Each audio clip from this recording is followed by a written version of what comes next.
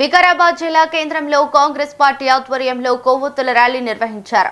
అఖిల భారత కాంగ్రెస్ కమిటీ పిలుపు మేరకు నీట్ పరీక్షలు అవకతవకలు, ప్రశ్నాపత్రం లీక్ ఘటనలు, ఢిల్లీలో విద్యార్థులపై లాఠీ చార్జికి నిరసనగా ఈ కార్యక్రమం చేపట్టారు. డీసీసీ అధ్యక్షుడు జాదవ్, ధారాసింగ్ నాయక్ నేతృత్వంలో ఎన్టీఆర్ చౌరస్తా నుంచి ఇందిరా జగ్జీవన్ రామ్ విగ్రహం వరకు ర్యాలీ కొనసాగింది. కాంగ్రెస్ నాయకులు, కార్యకర్తలు, యువత, విద్యార్థులు పాల్గొన్నారు. నీట్ వ్యవహారంపై సమగ్ర దర్యాప్తు జరిపి బాధ్యులపై చర్యలు తీసుకోవాలని నాయకులు డిమాండ్ చేశారు.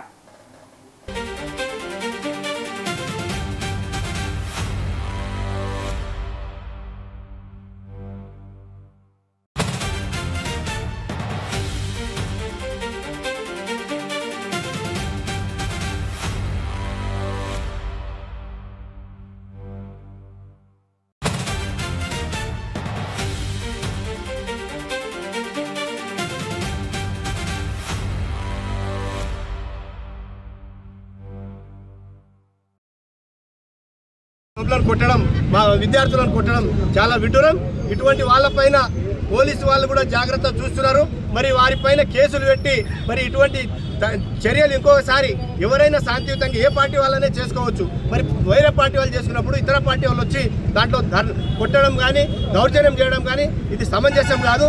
ఖబర్దార్, బీజేపీ గుండాలకు చెప్తున్నా, ఇంకోసారి ఇటువంటివి చేస్తే మరి మా వాళ్ళు లేచి కూర్చుంటే మీరున్న ముగ్గురు నలుగురు ఏరి పారి కొట్టేస్తారు. కాబట్టి దయచేసి మిమ్మల్ని ఒకటే, ఎప్పుడు కూడా శాంతియుతంగా ధర్నా చేసేటప్పుడు ఎవరి పార్టీ వాళ్ళు చేసుకుంటారు.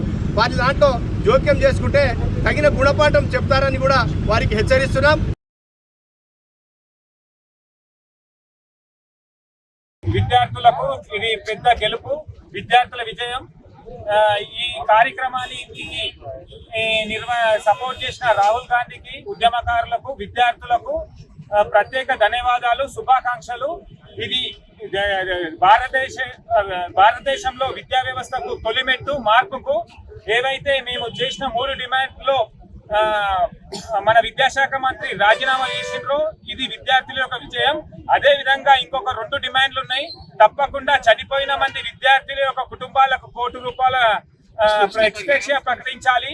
అదే విధంగా విద్యార్థులపై లాఠీ దెబ్బలు కొట్టిన పోలీసులని, అదే విధంగా నాయకులని, దీనికి కారణమైన ఎవరైతే నాయకులు ఉన్నారో వాళ్ళందరినీ తక్షణమే శిక్షించాలి.